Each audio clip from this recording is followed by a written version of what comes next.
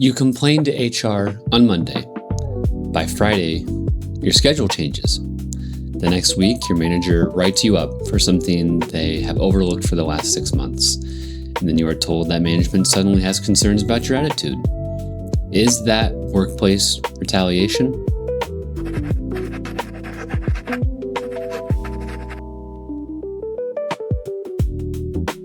Not based on timing alone. Something negative happening after an employee complains does not automatically make it retaliation. But an employer also cannot avoid a retaliation claim simply by typing the words performance issues onto a disciplinary form.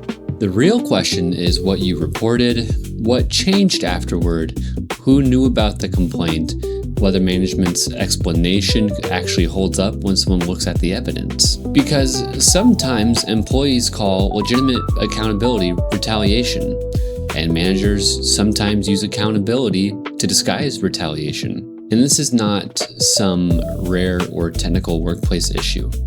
Retaliation has been among the most frequently raised issues with the EEOC. So let's talk about what retaliation actually means, what it can look like, and how it should be investigated. The first mistake people make is assuming that every complaint submitted to HR is automatically protected activity.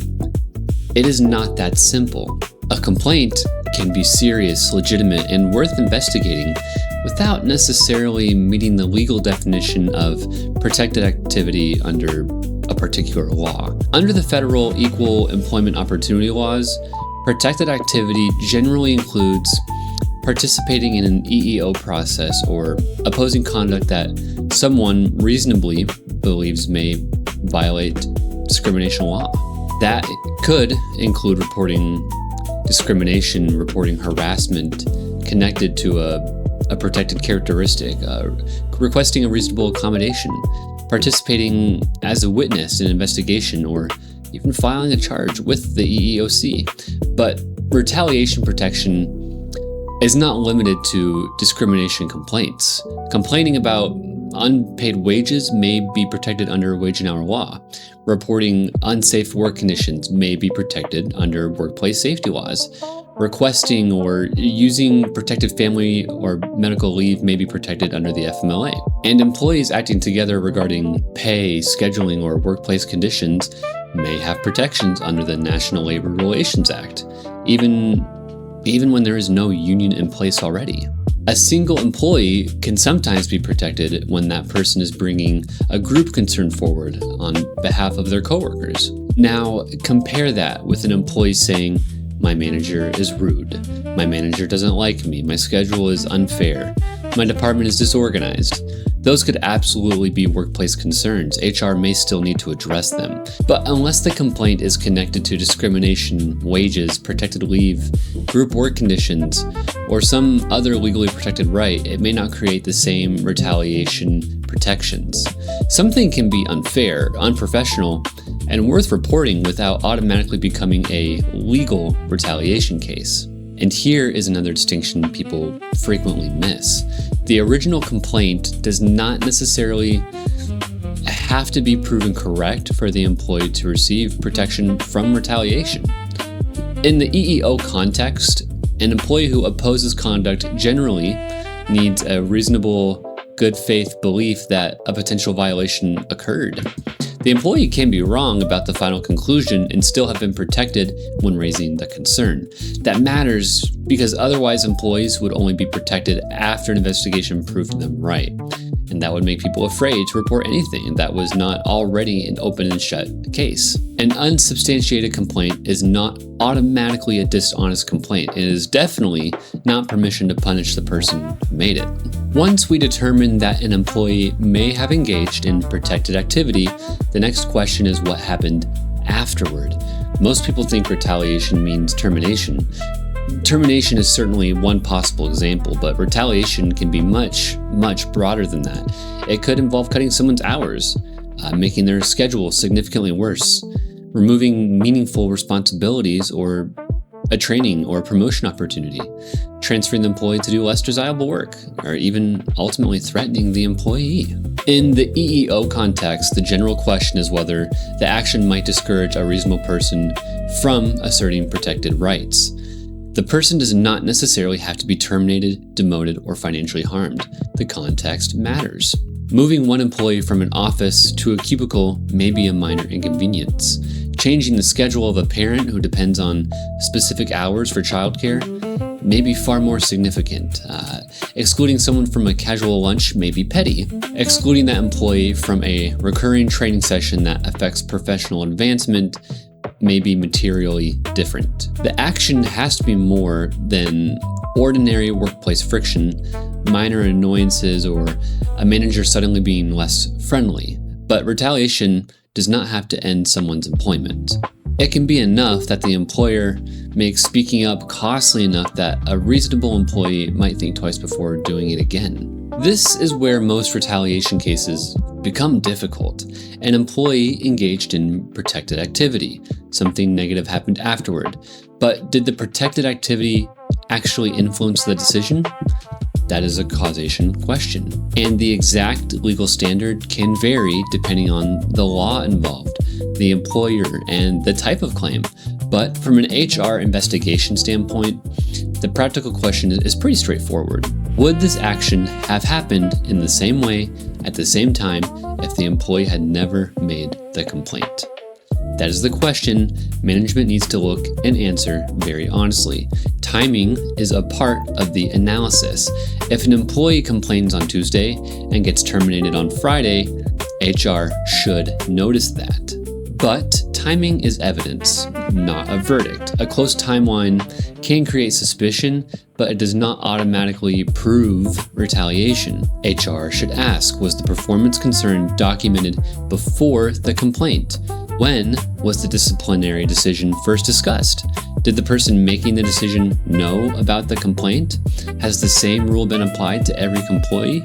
Are we being consistent? Or did the reason for the decision keep changing as more questions were asked? The EEOC identifies suspicious timing, inconsistent explanations, selective enforcement, comparative evidence, and evidence that an employer's stated reason may be false as factors that can support an inference of retaliation. Knowledge also matters. A manager generally cannot retaliate over a complaint they generally did not know existed. But HR cannot stop the analysis right there. We also need to determine whether someone who did know about the complaint influenced the decision behind the scenes. Let's look at two examples. In the first example, an employee has received documented attendance coaching for 3 months. The employee has been told that the next unexcused absence may result in a final warning. The employee then files a protected complaint. 2 weeks later, the employee has another excused absence and receives the warning that had already been discussed. That may be legitimate accountability. The complaint did not erase the attendance history. Now take the second example. An employee has never been formally coached. The manager has regularly overlooked the same attendance issue for several employees. The employee submits a complaint against the manager. 3 days later, the manager goes back through 6 months of records, several minor issues, and one write-up and recommends termination. When HR asks why the matter suddenly became urgent, the explanation changes 3 times. That does not automatically prove retaliation, but it should absolutely concern HR. The difference is not simply the discipline happened after a complaint. The difference is whether the evidence shows that the complaint changed how the employee was treated. The timing can make HR suspicious. It cannot do HR's entire investigation for us, though. Employees need to understand this part clearly. Making a protected complaint does not make someone untouchable. An employee can still be disciplined for legitimate performance issues, misconduct, attendance violations, dishonesty, threats, insubordination, other policy violations. A company can still restructure. A position can still be eliminated. A promotion can still go to a more qualified candidate. The manager can still set expectations. The EEOC specifically recognizes poor performance, misconduct, inferior qualifications, and legitimate downsizing as possible non-retaliatory reasons for an employment decision. Protected activity does not cancel legitimate management. But here's where management often creates unnecessary risks. A manager tolerates a problem for months. Then the employee complains, and suddenly the manager wants immediate termination. At that point, HR needs to ask a very, very uncomfortable question. Why is this unacceptable today when it was acceptable last month? Maybe there is a legitimate explanation. Maybe the conduct became more serious. Maybe the employee received a final warning. Maybe new information was discovered, but the manager needs more than frustration and a newly created paper trail. A complaint does not erase an employee's performance history, but it also does not give management permission to rewrite that history. And managers should never assume that documentation automatically protects them. Documentation only helps when it is timely, accurate, consistent, and supported by the facts. Bad documentation does not eliminate risk. Sometimes it creates evidence of the risk. Retaliation rarely announces itself. Most managers are not going to write, "I am reducing this employee's hours because they complained about me." It usually appears through a different explanation. Sudden performance concerns, selective enforcement, a vague attitude problem, opportunities quietly disappearing, a schedule becoming noticeably worse. A manager telling coworkers that the employee cannot be trusted because they went to HR. This is where the concept of pretext becomes important. Pretext is a legal term, but the basic idea is simple. The employer has a given reason for its decision, but the evidence suggests that the reason may not be the real reason. A professional-looking disciplinary form does not answer that question. A signed statement does not answer that question either. A manager repeating the words "business decision" does not answer that question. HR still has to look underneath the explanation. The paperwork may look professional. The question is whether the facts underneath it are consistent. And retaliation is not always one dramatic moment. Sometimes it's a series of smaller actions taken together that send a clear message. You should not have spoken up. The EEOC's guidance recognizes that retaliatory conduct can be evaluated as a whole, and that closer scrutiny, abusive scheduling, threats, removal of responsibilities, and other conduct may qualify depending on the surrounding circumstances. When HR receives a retaliation complaint, the investigation should not begin with, "Do I believe the employee or the manager?" That's too simplistic. HR's job is to test both versions against the evidence. Start with a precise timeline. What did the employee report? When did they report it? Who received the complaint? Who learned about it? What happened next? Then review the employment decision itself. Was the concern documented beforehand? Was discipline already being considered? Were expectations previously communicated? How have comparable employees been treated? Did the employer follow its normal process? Are there emails, messages, or meeting notes showing when the decision was made? There's so many questions. HR should also separate the original complaint from the retaliation allegation. The original complaint may be unsubstantiated while the retaliation complaint is valid. They're two different issues. A manager can be cleared of the original accusation and then create a new problem by punishing the employee for making it. That distinction is extremely important. The outcome of the first investigation does not determine whether retaliation happened afterward. When a manager recommends a significant employment action soon after protected activity, the EEOC recommends an independent review of whether the action is supported by legitimate, non-retaliatory reasons.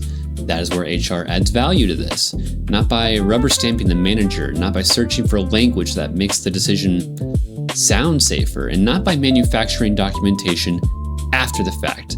HR's job is to determine whether the explanation survives the timeline. A good independent review should ask one final question. Would we make the same decision based on the same evidence if this employee had never complained? If the answer is yes, the company should be able to demonstrate that clearly. If the answer is unclear, management may need to slow down on this one. And if the honest answer is no, then the complaint has influenced the decision, and the company may be walking directly into a retaliation problem. For employees, document facts instead of relying only on labels. Do not stop at "my manager is retaliating against me." Explain what happened. I submitted my complaint on June 2nd. On June 5th, 2 of my scheduled shifts were removed. On June 7th, my manager said employees who go to HR cannot be trusted. Other employees with the same attendance issues were not disciplined. Dates, statements, decisions, and comparisons give HR something concrete to investigate. The word retaliation tells HR your conclusion. The facts help HR determine whether the conclusion is supported. And do not assume every unpleasant interaction proves retaliation. A manager can still correct your performance. A policy can still be enforced. A complaint does not protect you from legitimate consequences. For managers, do not respond emotionally.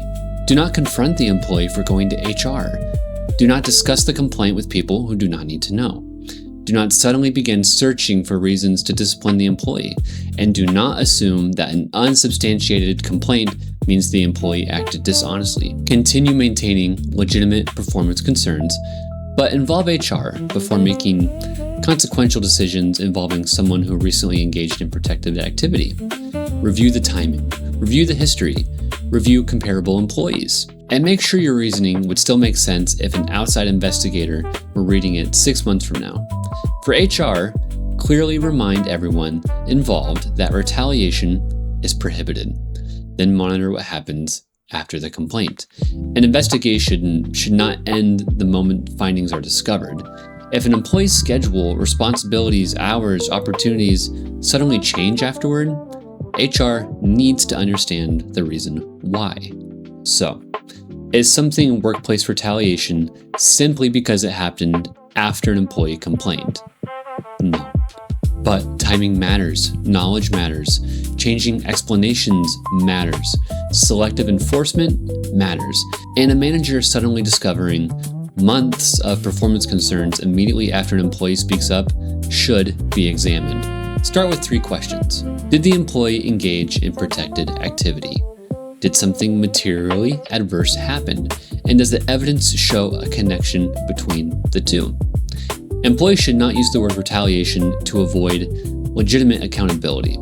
Managers should not use the word accountability to disguise retaliation. The difference comes down to what happened, when it happened, how the other employees were treated, and whether the explanation is actually supported by the evidence. Well, that's the HR insight for today. If you found this useful, stick around. And if you need practical HR support for your workplace, I'll have my website linked below. I'll see you in the next one.